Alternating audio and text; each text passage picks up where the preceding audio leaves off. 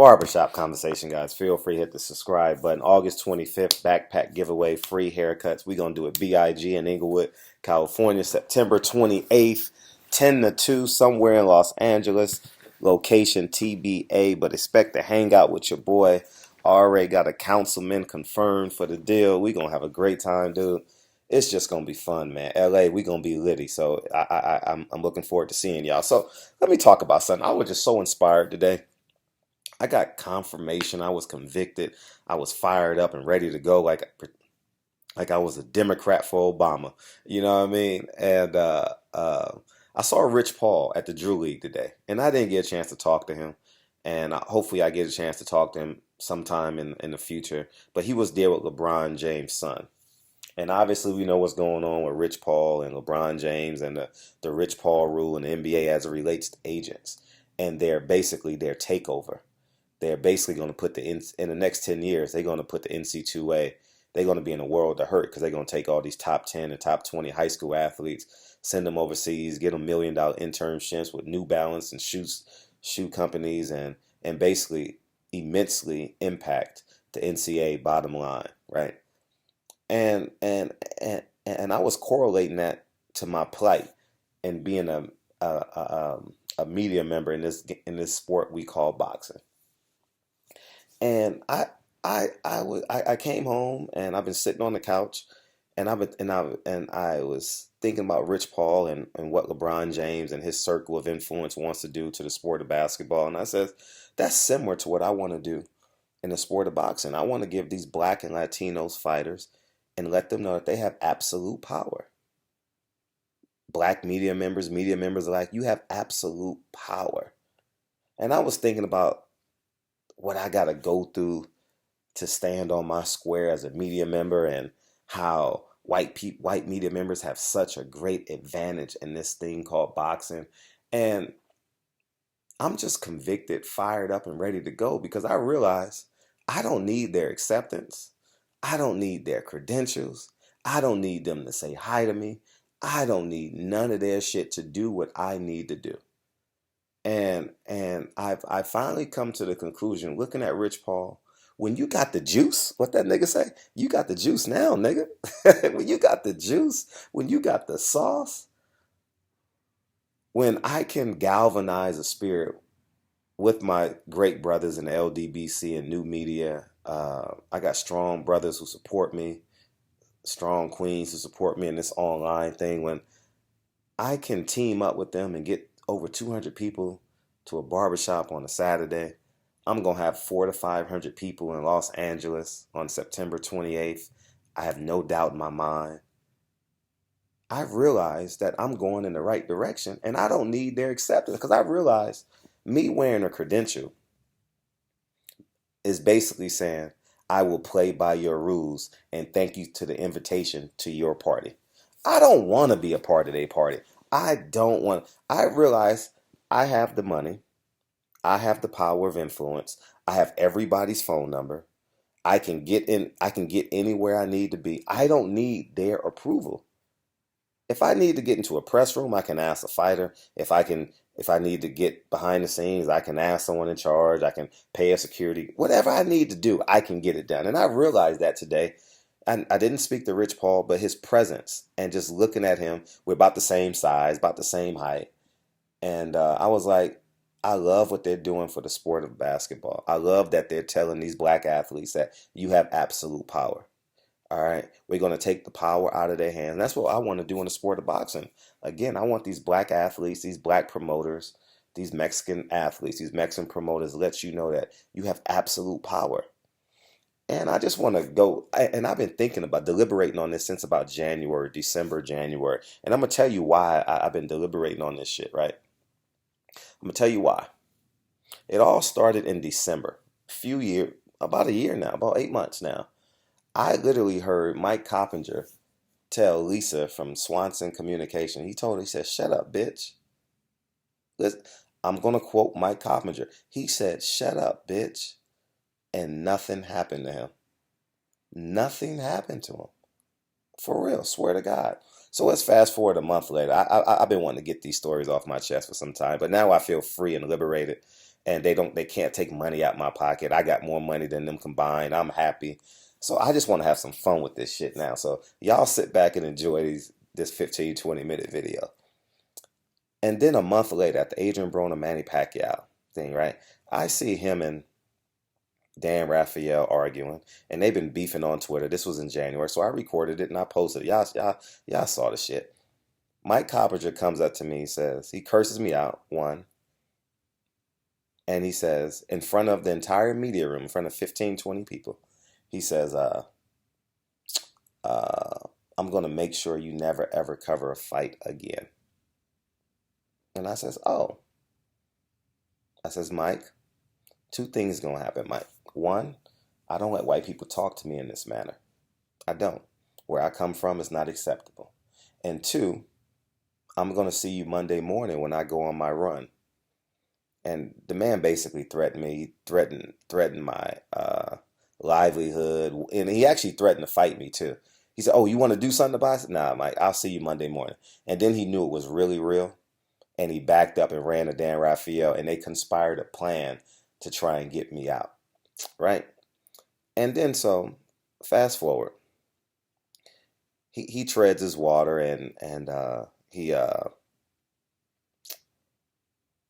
realized he's going to see me Monday morning. And then he asked for forgiveness because he knows I run by Mike. I used to run by Mike Coppinger every Monday, by twice a week. He walks his little dog down Washington, and Washington is on my running route. My house is 4 miles from my boxing gym, so I run there. I run around the neighborhood, and then when he knew it got real, he changed his tune. But let's fast forward, right? That was July 21st or some shit, 20th or some shit, 19th, excuse me. So the next week I'm in New York, and I see Kelly Swanson. Kelly Swanson yells at me. See, I got to take all this shit because I'm the only black media member literally standing on his square. And she said something that was so disrespectful. And I'll never, ever forget this as long as I live. Tim Smith is watching us argue. Tim Smith is basically like, you know how you have two fighters go to the center of the ring before the fight? Tim Smith is like the referee. And Kelly Swanson is in my face. She got her finger in my face. And I says, Kelly, get your hand out my face. She's young. And then Gary Russell, that's why this is the Gary Russell story. Gary Russell came over and basically came to my aid, right? He says, everything is good. Everything is all right. She's yelling, pointing in my face, getting real belligerent. And she said something that I will never, ever forget as long as I live. And Tim Smith heard this. She says, Fred, no one cares about the black stories. Just focus on the fighters and boxing. And I'll never forget that as long as I live. And I've kept this shit bottled up for a real long time, right? And then let's fast. I want to tell you how I got to August 10th, 2019, where I feel free. And then let's fast forward to 2 weeks later. I do a story about Keith Idec wrote a story about Sergey Kovalev, about his abusing women or something like that. He had a fight February 24th or something like that in Texas, and he actually used Adrian Broner's picture, and I felt real offended by that. I said, why are you using a black man? No, it was actually the week. I stand corrected. It was the week after the Adrian Broner fight because I was in New York, and 2 weeks later, 2 weeks, something like, you guys know it, know the timeline, just Google it. And I says, why are you using a picture of Adrian Broner? And the stories about Sergey Kovalev. Keep the story about Sergey Kovalev. Adrian Broner fought January 19th. Why didn't you do the story that week? Why didn't you do the story that week? Because he didn't want to, and I said in my video, he didn't want to feel the brunt of that pressure. So Keith Idec gets mad, Keith Idec runs to everybody that wants to hear. Oh, he's bashing me. I've been in business for 30 years and this and that. I don't care how many years you have been in office or working your job. If you're wrong, you're wrong. You should have kept the story on Sergey Kovalev. I had so many white people coming to me. I'm being honest. I had about 10 white people come up to me and says, "Why are you talking about Keith Idec? You know you're not supposed to be talking about Keith Idec." But let me tell you what happened thereafter. Mike Coppinger, Keith Idec, and Dan Raphael conspired to try and get me fired from the newspaper, right? And I started boxing writing for the newspaper, right? And I've kind of transitioned out because there's no money in the newspaper anymore. Everybody knows that now.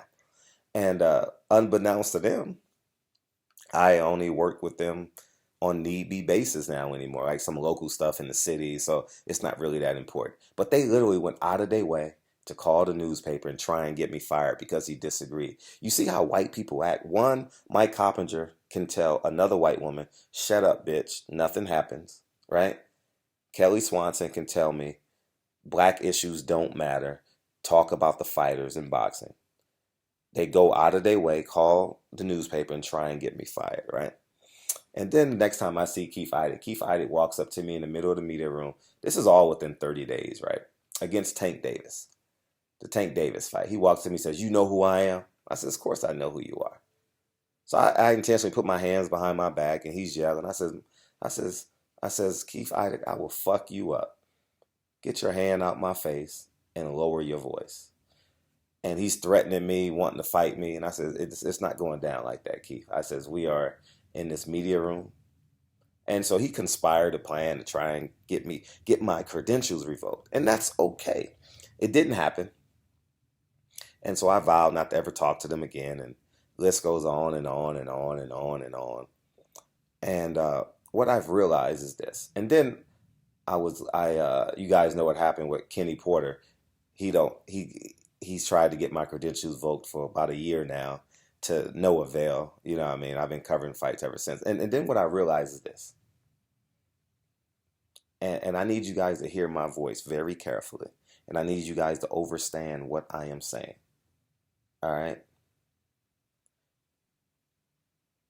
It's the engine in the car that makes the car drive. All right? It's the engine. How big is your engine? How bad do you want this shit? You can't be deterred. All right? And what they want to do is silence me. I'm listening, and all these thoughts are coming to my head since I've seen Rich Paul, and I've definitely been inspired by him. But no need to talk about the top rank. I don't need none of this shit. I've realized I don't need them. I have everybody's phone number in boxing in my little black phone, my little Android. I never call them. I have all their numbers, all their numbers. And I sit back and watch boxing. I realize Kelly Swanson's never hired a black. I don't see a black person that works for Kelly Swanson, Magna Media, and you know what I mean. And I sit back and I watch boxing. I watch all these athletes get into the ring, and I say, all these fighters get into the ring. These Mexicans and black fighters get into the ring, and they fight. But the undercurrent of boxing is white. And it bothers me. It doesn't bother me that they're white per se, right? But it bothers me that it's not inclusive. Like the fighter can't make a decision. You understand what I'm saying? Like, and then I'll fast forward. I want to man, this dude, June. I'm telling you, all this shit. Now y'all see what I go. Y'all don't see the behind the scenes shit, how I get the content, right? And then I have it. I'm gonna release this shit too because I don't give a fuck anymore. They gonna wish that they had pacified me and kept me quiet because I'm about to get all this shit. I don't give a fuck about the structure of boxing as we see it today. We need to turn it upside down, and these black fighters and these Mexican fighters need to be in control of everything in boxing. All right. And two, I was sitting next to Earl Spence, Blue Blood. Not that they have anything to do with this, but I just want to give you guys a story so I can say it accurately. And the reason why I'm going to tell you this because you guys, I got like 50 DMs. Like, what happened when Earl Spence asked me what happened? This white dude that works for either Showtime, I think it was a Showtime, comes up to me and says, "Get the fuck out the way. You always do this shit, Fred." I'm a release it. I got to find it in my videos. And I says, huh. And I just take it. I don't say anything because I can't. And in the streets, I can whoop his ass. In the streets, he's not Clark Kent that changes into Superman. These motherfuckers think they have absolute power. And I need these fighters to fully understand and grasp. You guys have absolute power in this. And my mind just boggles at like how uh, um, they control the narrative. But they gonna listen. I'm coming. I'm fearless. I see Rich Paul, and I know the difference I can make in the sport of boxing. One day, one day, these black athletes are going to be so happy and so proud. These Mexican athletes are going to be so happy and so proud when they don't have to. I was just watching a Nipsey Hussle video on Sway. Cut the fucking middleman out. You don't need these promotional companies. You don't need these PR firms. They're not getting you interviews on, I'm about to say the Arsenio Hall show on ESPN, on Fox. You don't need it no more. They just logistical people. They just make sure that the show keeps on going and they get a fat check. You don't need these PR people anymore. You need a PR person that you know, that you talk to every day. You understand what I'm saying? You don't need these PR people. You understand what I'm saying? Cut the middleman out. Stop giving these motherfuckers 10 and 15% of your check. You don't have to do this shit anymore. You understand? And I'll be real. There are some good people in boxing. You know what I mean? All these white people ain't bad. Like I can honestly say Tom Brown and their promotional company do a great job. You know, I see how multicultural they are. Um, they hire people in the community, in my community for that. So I'm not gonna sit here and say that all these white people are bad and they're devils. No, I'm not even gonna say that because I admire how Goose and Brown from from an inclusive perspective is a multicultural, even though they started somewhere else, but it's I like it, So, but above all of that shit, I need these fighters to understand this. These black promoters to understand this. I'm fucking fighting for y'all. I love y'all. I'm never gonna stop. Never gonna stop. Because boxing ain't that expensive for me. Boxing is basically, I spend $500 on a weekend in LA. So if I got to spend $1,000 on a trip in LA, I mean, going for a boxer, it means it's not going to impact me at all. It's just the traveling, right? And I realize I, I, I see my network of influence with the LDBC and new media and how I'm connected in, and I realize I don't need them. And more importantly, not that I don't need them, I can't be with them to get where I need to go because they're going to muzzle me to a certain degree. And I've bit my tongue a lot because I had that credential around my neck. Now, I haven't got my credentials taken. Only Top Rank has taken my credentials. That's the only one. I'll say that. And um, I'm comfortable with it. I just want to get this shit off my chest because uh, um, so many people say, "Oh, you got your credentials." No, I've never got my. Only Top Rank has taken my credentials, and that was for the Andre Ward interview, and I'm totally comfortable with that. I don't care. I have Bob Arum's cell phone number. I can call him anytime, any place, anywhere. You understand what I'm saying? He's very accessible to me. He's probably the only one on Top Rank that I can talk to. So, anyways, moving forward, I said all this to say this. My life is living proof of what you can become if you believe that your engine is the most powerful force, which is your heart, which is your courage, which is your passion. And at the end of the day, I need you guys to send this to your favorite fighter and let them know you don't need them. They help you to some degree, but you don't need them. Cut the middleman out. Cut the middleman out. Do what you need to do and make your life easier and keep all your money. Keep as much money as you can. All right? Because if you look at the last generation of fighters, right? Today is the Hall of Fame weekend in Nevada, Las Vegas. Um, you can see who has money, who's happy, who's healthy, versus who's unhappy, who's not healthy. And keep in mind, you guys are taking punches for a living. And when you see me covering fights, I need you to have the utmost respect for me because I'm doing this to make y'all lives better. I'm doing this to make our lives better. Now, there's going to be, don't misconstrue me not picking you for a fight. Here's where it all goes awry.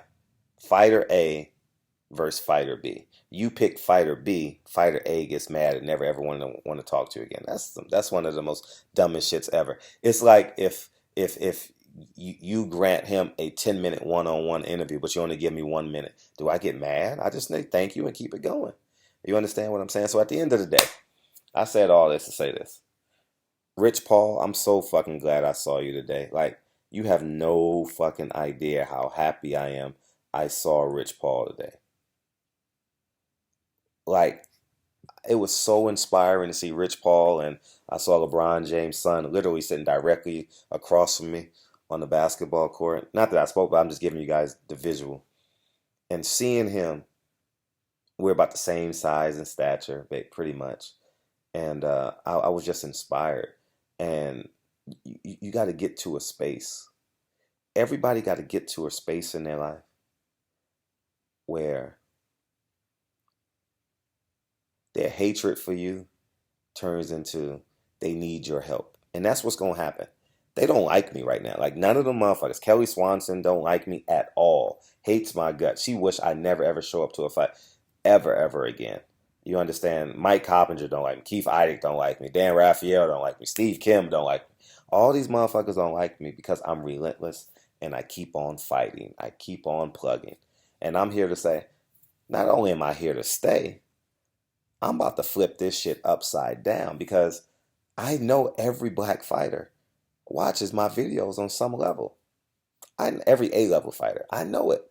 And I'm here to tell y'all, I love y'all. I'm going to keep on fighting. And my Latino fighters, don't be misconstrued. When I use the color black, replace that with brown. All right? Because y'all motherfuckers got that. Like, I love how Mikey Garcia is moving. Oh, I'm in control of this shit. Oh, I fight when I want to fight, and I pick who I want to fight. And the irony about it is, you'll never ever know that Mikey Garcia has never sold out a fight his entire career. His last 5 fights, I would say 3 fights, he's never sold out a fight. But he believes it, and guess what? You believe it. You don't even think to question it. You don't even question it, right? His biggest fight was against Earl Spence. And the point I'm making is blacks and Latinos run the sport of boxing. We take all the hits. We run all the miles. We do all the sparring. But on fight night, you got to cut your check up 10 different ways for people who aren't even helping you. And 2, people who aren't even allowing, people who support you and believe in you, who are pushing you every single day, not to even interview you and or talk to you. And I'm done. I'm done. I don't need no lanyard around my neck to cover a fight. I can still get the interviews. I can stay in the same hotel as them. No big deal. And I'm just so happy and elated that I am who I am. I'm so happy and elated that I saw Rich Paul today. I am so happy and elated. People think having a credential is life. It's like the best thing in the world. It's like the best thing in the world. Don't you know when every fighter comes to LA? I know when they come. I know where they land. I know where they stand. I know what they're doing. I mean, I have allies in every fucking promotional company ever. Like, you know, I mean, anyways, man, barbershop conversations, man. I've given you guys a lot to deliberate, but hopefully I inspired somebody. Rich Paul, man, I thank you. Hopefully, if you're there tomorrow, I'm definitely going to holler at you tomorrow and just tell you thank you because you've inspired the shit out of me. You understand what I'm saying? what you and LeBron James is doing for the sport. So, anyways, man, barbershop conversations. Feel free to hit the subscribe button. We got to fight, y'all. They don't want us to win. They don't want us to win. They don't want us to win. Just think, you working, you've given your talents to a promotional company that doesn't even have a black person working. Barbershop conversations, man. You work for a PR. You giving your talents to a PR. Mexican fighters, you're giving your talents to a PR firm that doesn't even have a person that speaks Spanish. Get the fuck out of here, man. Barbershop. Imagine that. Barbershop conversations. Your fucking trainer got to translate for you. They gotta hire an external. Man, get the fuck out of here. Barbershop conversations, man. Feel free. I'm on now. I'm lit. I'm ready to rock and roll. I'm fired up, ready to go, y'all. Bring it. Barbershop. We gonna win though. We gonna win. Barbershop conversations, man. Feel free to subscribe. Talk to you guys soon. Peace.